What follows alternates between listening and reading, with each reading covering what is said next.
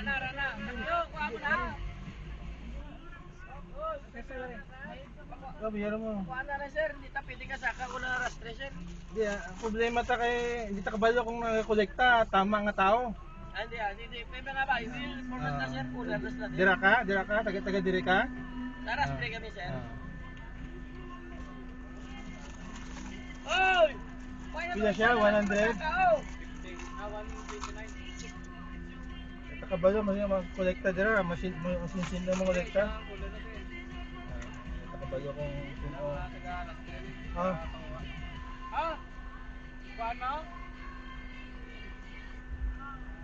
129?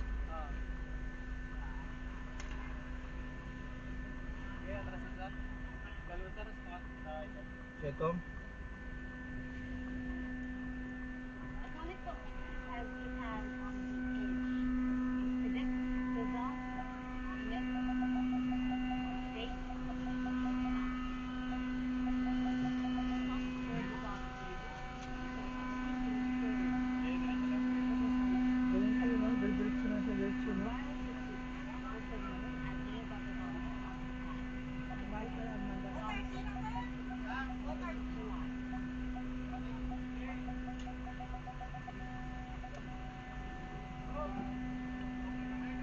Timing tayo. Ito na tayo. She claimed her comics are based on Morning! Pila niya? 500?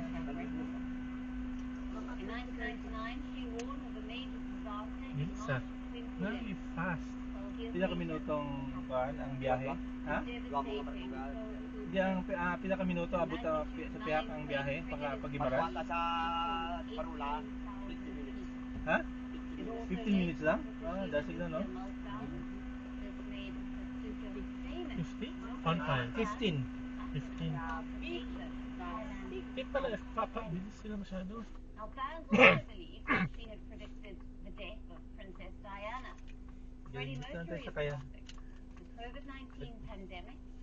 She even says that a deadlier form of COVID will hit the world in 2030.